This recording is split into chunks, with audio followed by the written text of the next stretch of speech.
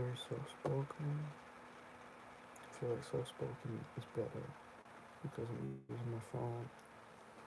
I'm not sure how much audio it would pick up, and I want you guys to understand it as well. So we'll do it like that.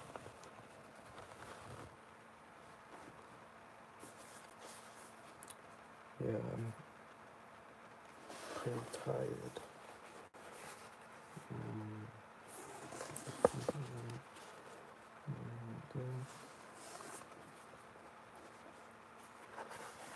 so the angles a bit weird.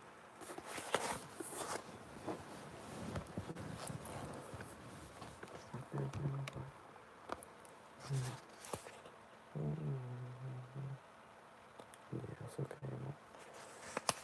Okay, basically the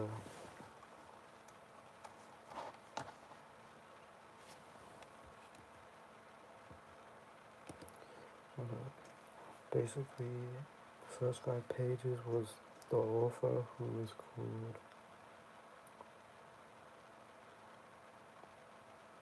Dr. Lucy Maddox.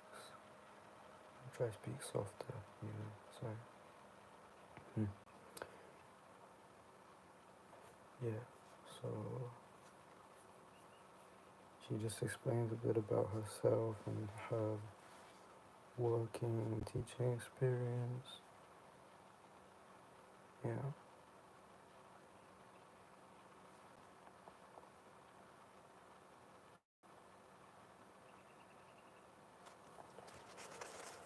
Okay.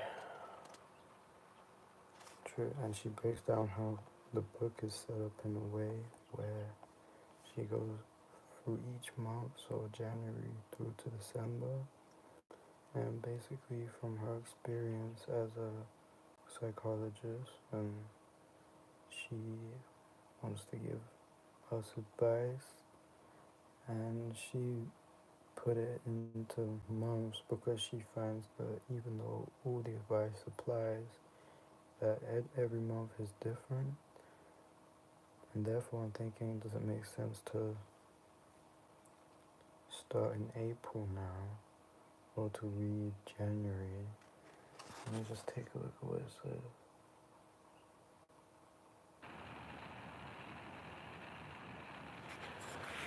Let's go to April, because I feel like whoever gave me this book probably gave it to me before the new year, and I was supposed to, and the title of the book is A Year to Change Your Mind. But the good thing is, I've had a good first 4 months start to this year, so hopefully linking up in April will match perfectly. Okay. And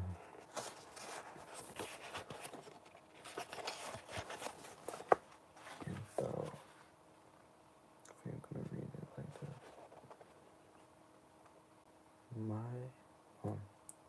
Nourishing to flourish. How to stop having a go at ourselves. She's British.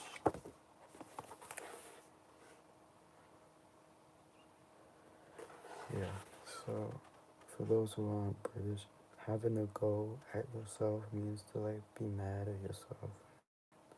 Having a go. I'll contain my laughter right now. Okay.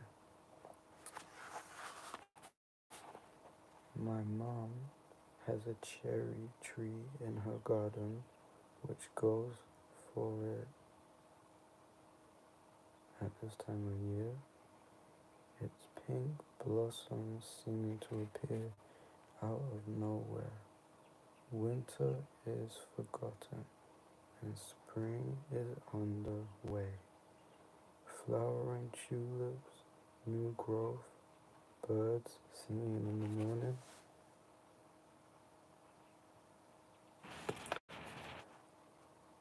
Perhaps even a bumblebee or two buzzing by.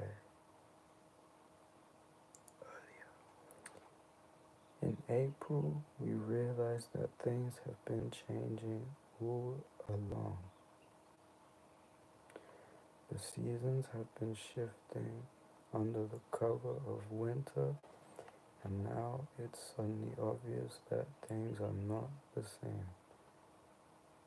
Green things grow because they have the conditions they need for life: water, good soil, sunlight, nutrients.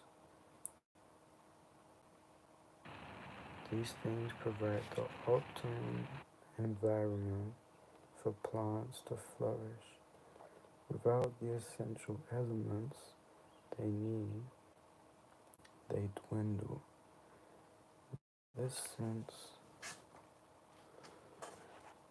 this sense of things alive around us, flourishing and growing, can bring us a sense of energy and purpose. I was talking about this in a video, but only if we are nourishing ourselves as much as we would a plant we were tending and wanting to thrive. I already like her. Some of how we nourish ourselves might be the basics.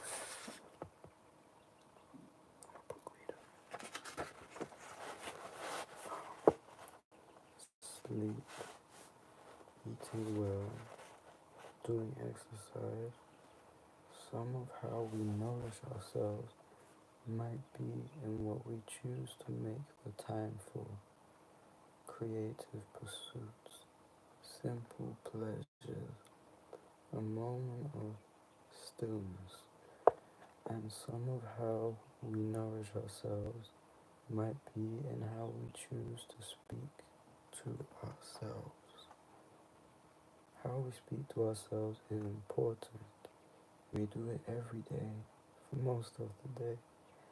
A large number of our daily thoughts involve talking to ourselves, and those conversations can be more or less helpful.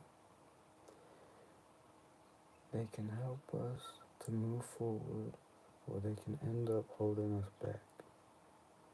Not anymore. Our inner chat is just as important as the chat we have with other people, and while it might feel like it's on autopilot, it's more in our control than we might think.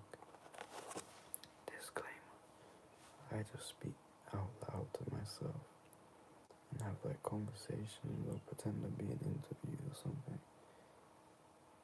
For me, it helps more than having it all up in the head. Sometimes I record myself as well, it helps. How do you tend to speak to yourself or about yourself? What's the tone of voice you use? Which words would you use? Would you say this to someone else? Usually we speak harshly to ourselves and about ourselves than we do to others. We cut ourselves less slack, whereas we give others the benefit of doubt, of the doubt. We're meaner to ourselves than we are to other people. Sorry, my foot's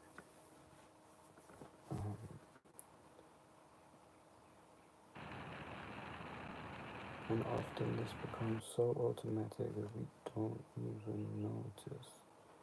Trying to catch ourselves at this and switch it up a bit can reap rewards. It's very hard to flourish and grow if we're undermining ourselves at every turn. Different types of therapy have different ways of thinking about the way we speak to ourselves, and there's lots that can be useful from a few different therapy schools.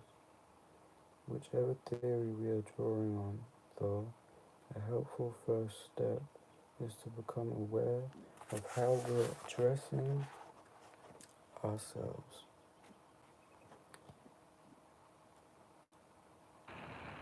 Our self-talk might sneak out in things we say out loud about ourselves to others.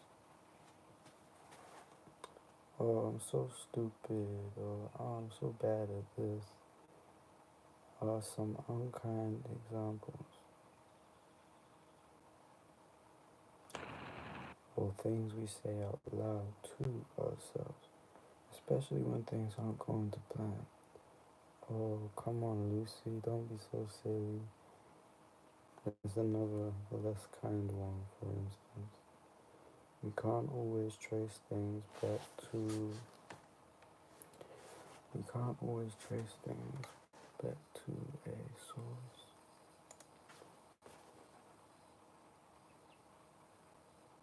Let's say that again. We can't always trace things back to a source of where our negative.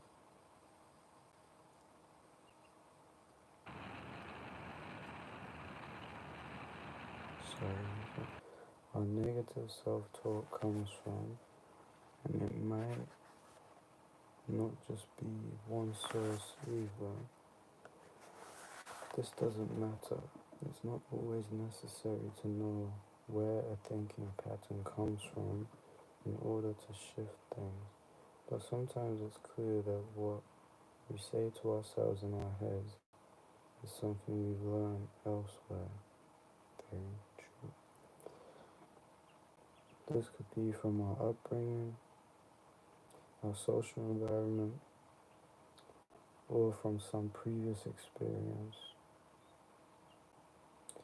Sometimes what we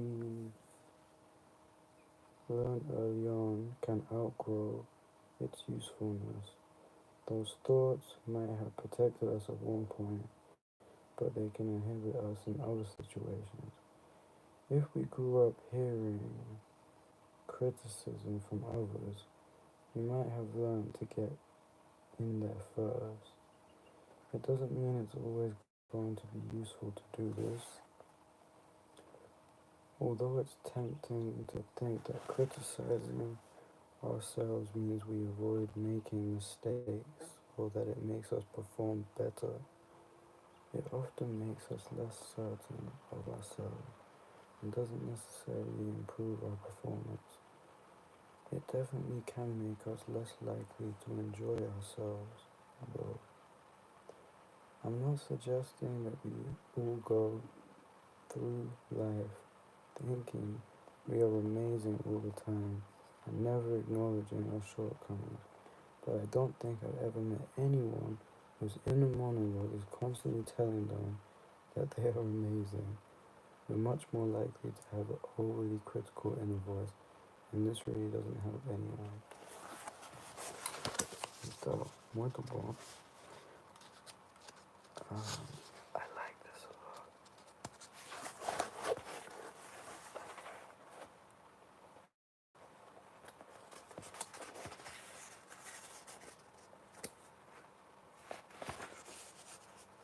So, we'll read more of this. I just want to speak on it from my own perspective.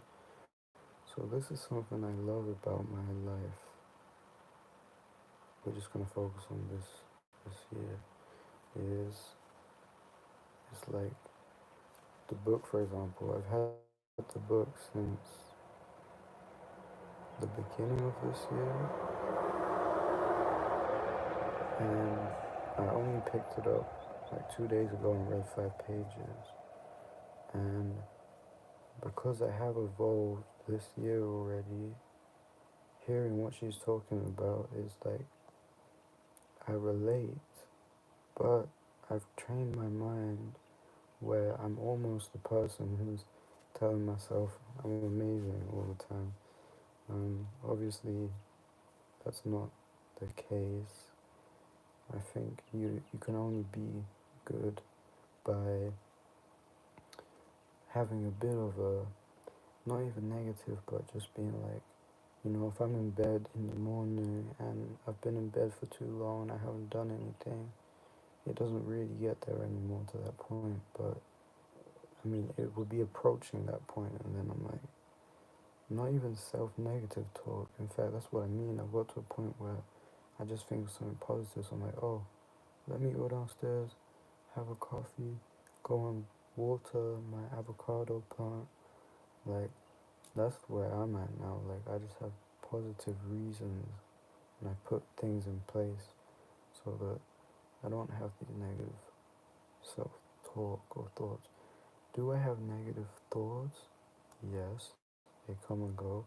But when we talk about dialogue, like she was talking about, I'm much more uplifting and positive of myself. It's got to a point where I I have to think positively of myself because the other option is not an option anymore.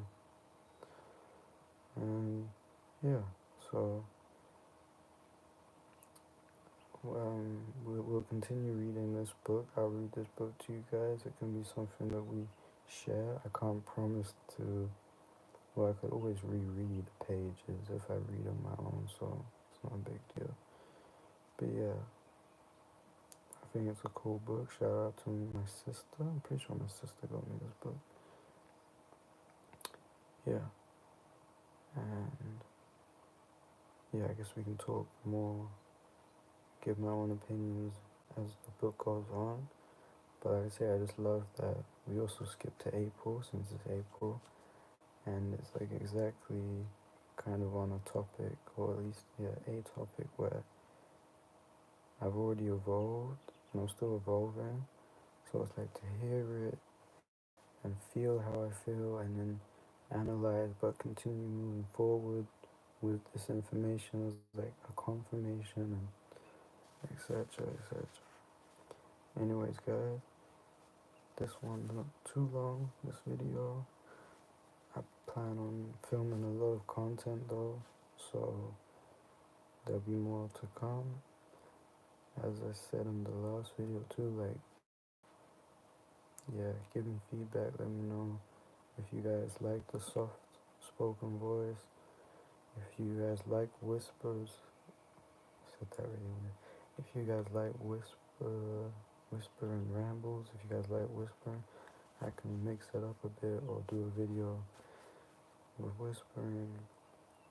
But I think for reading, like I said, especially with my iPhone microphone, I think it's probably nicer to have just like a quiet voice, as if you were being read to, you know? But I could be wrong, so let me know. Okay. Boa noite. Até mais.